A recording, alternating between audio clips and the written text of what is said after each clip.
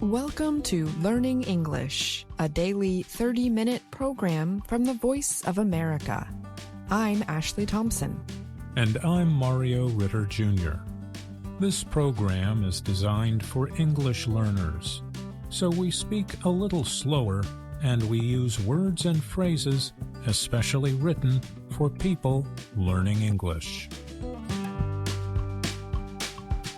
Today, Brian Lynn has a report on how artificial intelligence may help improve weather predictions. Anna Mateo presents this week's Health and Lifestyle Report. And we close the show with the lesson of the day. But first, weather researchers are using artificial intelligence AI systems to improve existing weather prediction methods. But experts say the AI tools currently face limitations and should be used along with traditional prediction methods to be most effective. AI systems trained to predict or forecast weather events are now being used by many government agencies and organizations worldwide. Such systems aim to produce weather predictions faster and at a lower cost than traditional forecasting methods. One weather predicting system that has shown promise is the Google-financed GraphCast method. This machine learning-based system trains directly on weather data that has already been collected and examined. Such methods have demonstrated an ability to outperform traditional forecasting systems.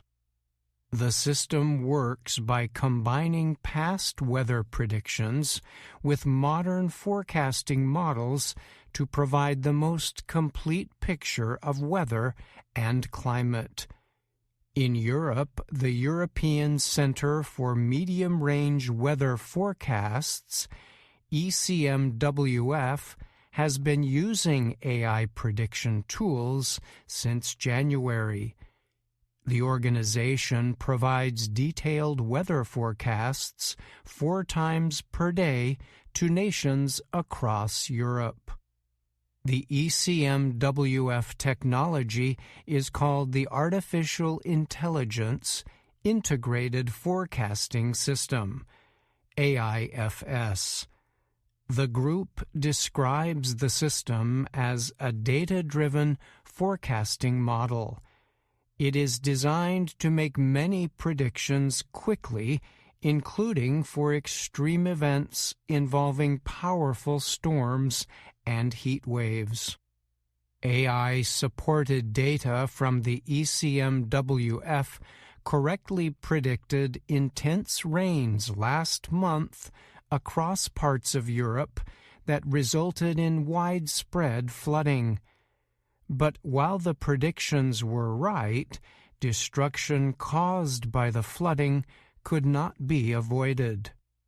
Experts told Reuters this is largely because it is still difficult to gather and fully utilize some collected weather data.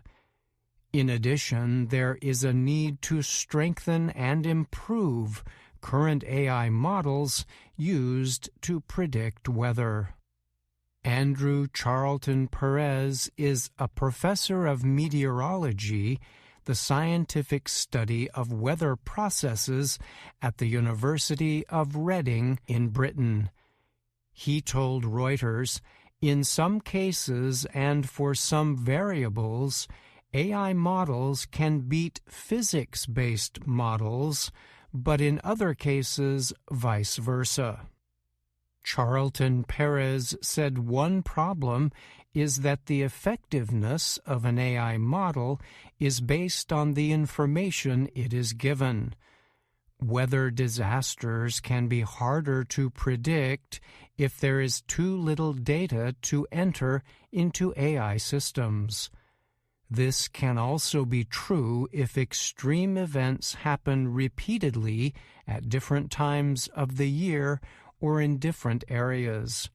Charlton Perez said he thinks the best use of AI-based weather forecasts would be to use them in combination with traditional weather predicting tools. This, he noted, could utilize AI data to produce weather predictions based on large sets of information collected from multiple sources. Thomas Vostel is with the Weather Observatory Geosphere in Austria. He told Reuters his group's models correctly predicted 300 to 400 millimeters of local rains in September, and records show that same amount actually fell in the storms. But scientists say even in cases where predictions are correct, effective communication is needed to get the information out to communities and local officials so they can effectively prepare. Shruti Nath is a research assistant in weather prediction and climate at Britain's Oxford University. She told Reuters, "I think what happened with the recent floods is that it's so rare, a 1 in 150 to 200 year event, that even if the weather models capture it, there's a reasonable degree of uncertainty." Nath said AI-supported forecasts need to be clearly communicated to the public in a way that warns of the severity and possible destruction of extreme events. This way, people might see the importance of taking action before severe weather happens in order to prevent costly cleanup and recovery efforts. I'm Brian Lynn.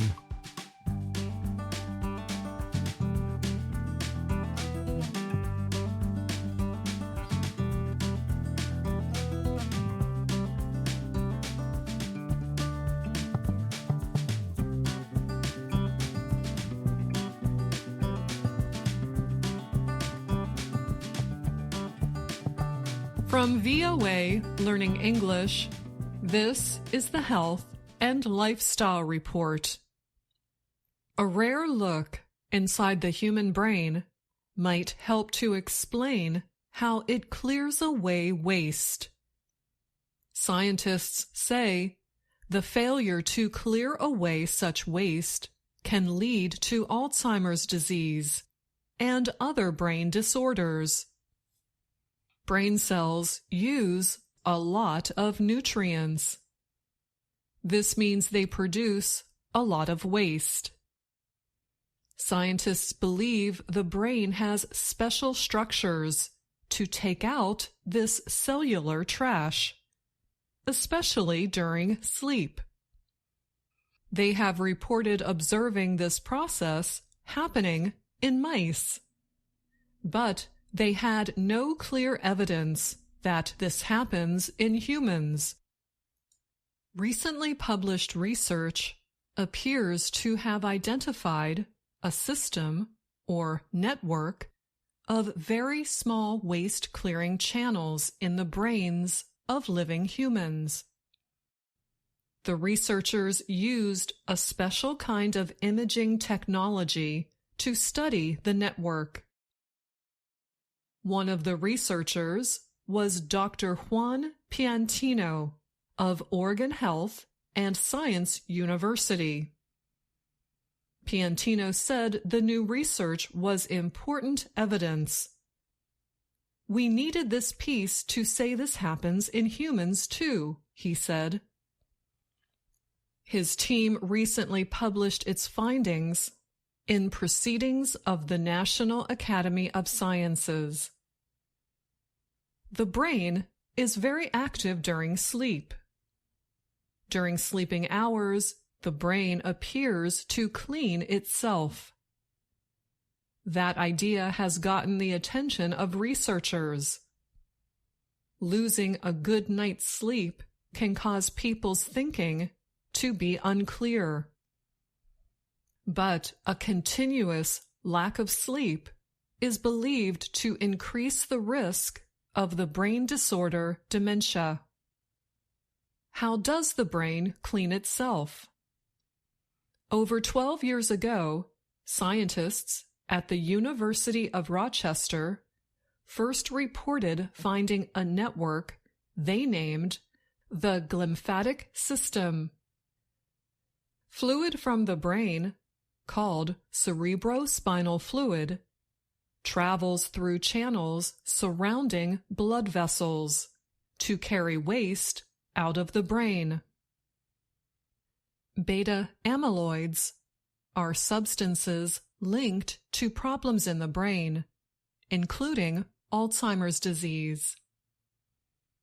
When scientists injected mice with beta amyloids, the substance left the brain faster when the animals were sleeping. It is not clear exactly how the system works. However, some research has shown that the movement of blood vessels might help move the waste-clearing fluid where it needs to go. Finding the system in humans is not easy. Regular MRI scans can show some of the fluid-filled channels, but Piantino said the scans do not show their purpose. To find out more, his team at Oregon Health and Science University injected a substance called a tracer into 5 patients. The tracer lit up during MRI scans. 24 to 48 hours later, the tracer material was seen moving through the brain using the channels, as in the earlier research on mice. Rochester's Dr. Maiken Nedergaard predicts that the study will increase interest in how brain waste clearance connects to people's health. But to test if better sleep or other treatments might really increase waste clearance and improve health, researchers have to be able to measure glymphatic function in people, said Dr. Jeff Iliff. He is with the University of Washington and has helped lead waste clearance research. The question is whether the new study might point to ways of measuring the process. Sleep is not the only question. For example, animal studies show that a blood pressure drug now used to treat the stress disorder called PTSD might improve glymphatic clearing. Iliff and Dr. Elaine Peskin plan to study this drug in a group of patients. Larger studies in healthy people are also needed. In addition, Piantino, who used tracer chemicals in people, wants to find an easier, non-invasive test to follow the waste clearance. We cannot study all the questions by injecting people, he said. And that's the Health and Lifestyle Report. I'm Anna Matteo.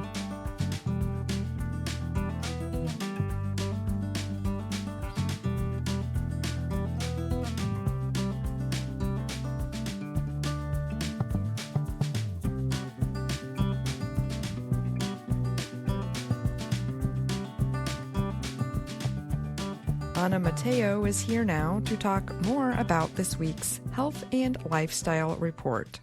Hi, Anna. Thank you for being here. Thank you for inviting me, Ashley. I am glad to be here. This week's report centered on our brains and sleep. I was wondering, could you explain for our listeners just what happens with our brains as we sleep? As it turns out, while we sleep, our brains are hard at work. Researchers have found that while we sleep, the brain may be busy cleaning out built-up waste. They have observed this sleep time cleaning process in mice, but not in humans. New research may prove that it happens in us as well. Researchers appear to have found small waste cleaning networks in our brains, and they seem to be most active when we sleep. So it sounds like more research might be needed. Yes, one of the researchers in the study said that their findings will lead to more studies. And when we talk about cleaning waste from the brain, what kind of waste are we talking about? The researchers explained that brain cells use a lot of nutrients. So this means they produce a lot of waste.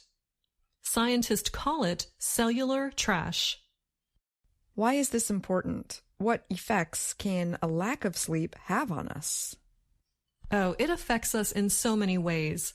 Losing a good night's sleep can cause our thinking to be unclear. It can affect our emotions. But a continuous lack of sleep is believed to increase the risk of the brain disorder dementia. So it sounds like a good night's sleep is extremely important. I will be sure to remind my 2 young children that their parents need good sleep, and so do they. Yes, tell your children you need your sleep. Thanks for joining me today, Anna, and I wish you many good nights of sleep. Thanks for having me, and I'll keep you updated on future research. VOA Learning English has launched a new program for children. It is called Let's Learn English with Anna. The new course aims to teach children American English through asking and answering questions and experiencing fun situations.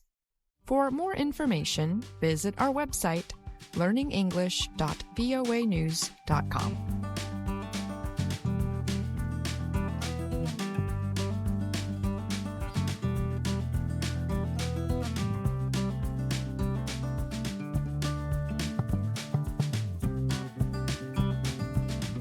In 1982, the U.S. Supreme Court voted that it is unconstitutional to deny children an immigration based on their immigration status.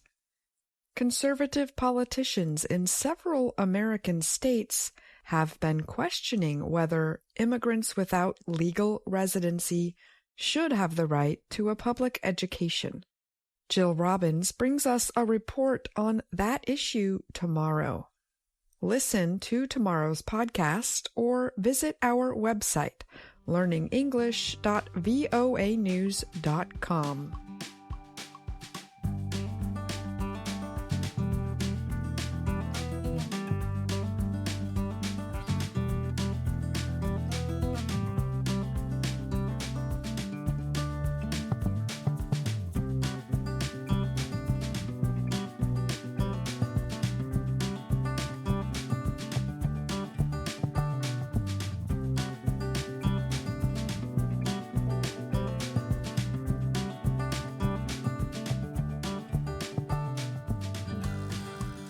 Hello, my name is Anna Mateo.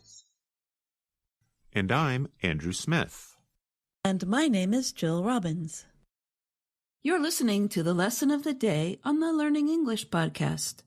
Welcome to the part of the show where we help you do more with our series, Let's Learn English. The series shows Anna Mateo in her work and life in Washington, D.C. In Lesson 38, we meet Anna's best friend from her hometown. Penelope comes to visit Anna in Washington, D.C. Let's listen. Hello, I have great news. My best friend from my hometown is coming here to Washington, D.C. I can't wait to catch up with her. Oh, I gotta go. Her train arrives in 10 minutes. Penelope! Penelope! Anna! I am really happy to see you. Me too. How was your trip? I was fine. Let me help you with your bags. I'm really excited to be in Washington, D.C. I can't wait to hear about everything. Penelope, I have so much to tell you. Let's go to my apartment. We can talk over a hot cup of tea. Anna says she can't wait to catch up with Penelope. That's a phrasal verb that means to learn what someone has been doing in the recent past. Andrew, when was the last time you met an old friend, and what did you do?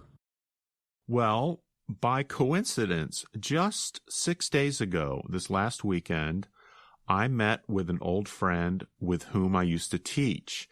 And this friend loves Washington, D.C. and all the museums.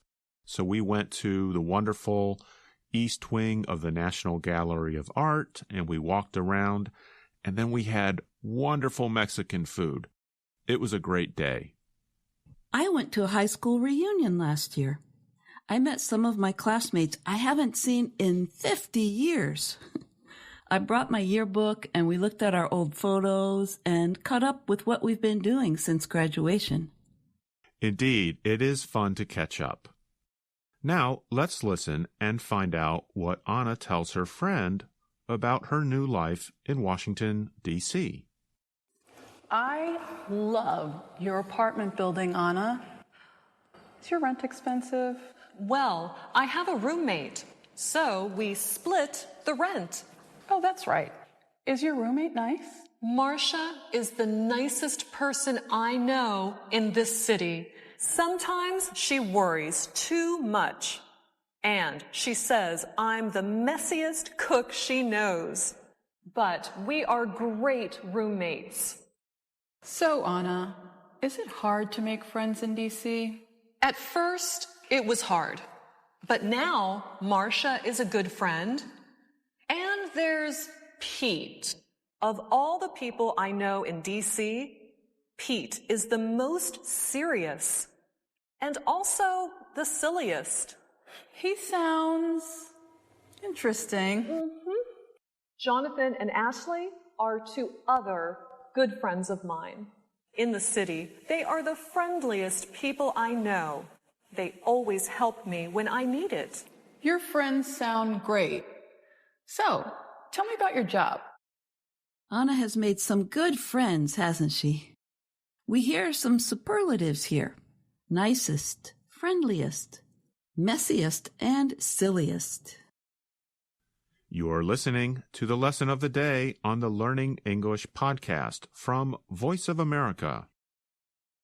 We've talked about superlative adjectives in an earlier podcast. But in this lesson, there are some words that change their spelling when we add the suffix est. One is messy, which means not neat or tidy. The final letter Y changes to I when we add the est. Right, and the same thing happens with the words friendly and silly. Let's listen to more of the story. What do you think Anna will tell Penelope about her job? I love my work. I make a children's show called The Time-Traveling Treehouse.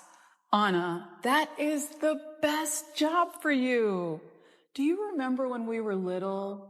We played in that old treehouse behind my family's house for hours.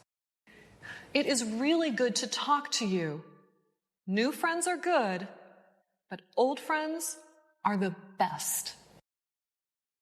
Ah, now we know where that idea came from. Anna's childhood games. Jill, do you remember that old expression? Make new friends, but keep the old? Yes, I do. I think it's a song. One is silver and the other gold. That means friends are valuable, whether they're new friends or old friends. You know, at the end of this lesson, we get a hint of what may be coming in the next Let's Learn English series. Anna invites Penelope to come and live in Washington, D.C. I know. Our hometown isn't the same now. You are not there. No crying. No crying. Penelope, why don't you move here and live with me and Marcia?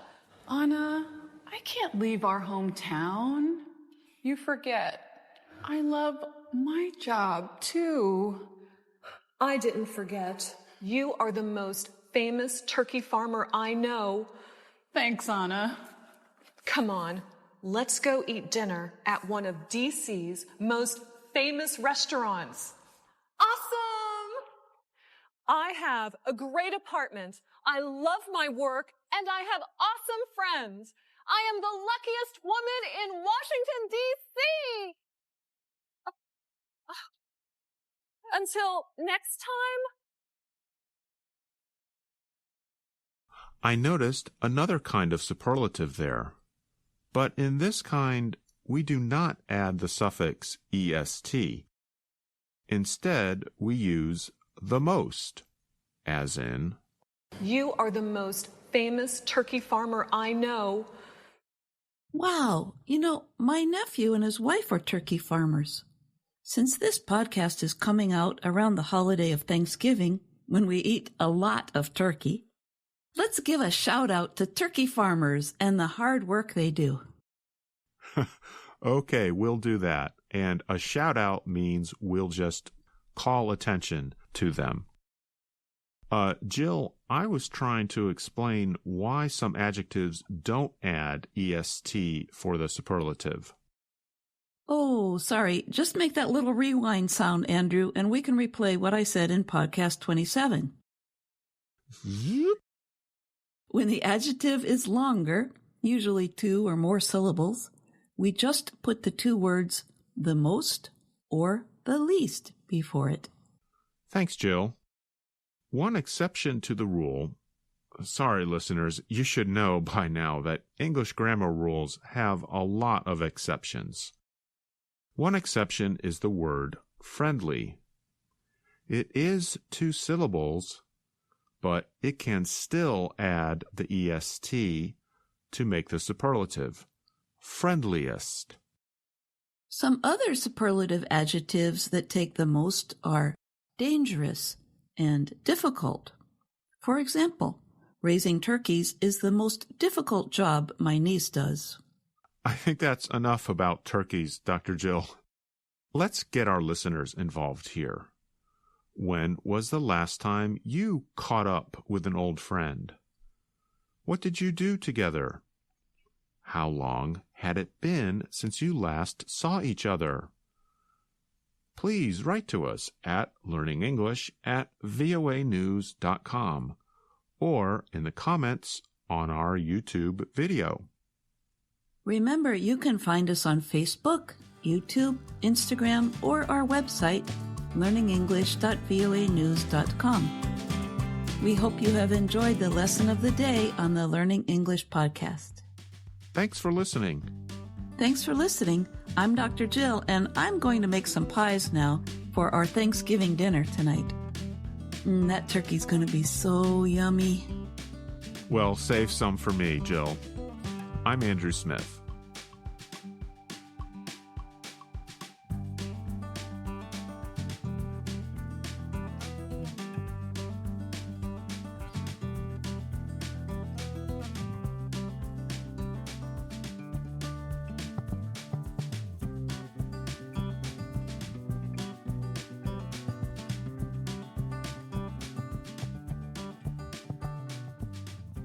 And that's our program for today.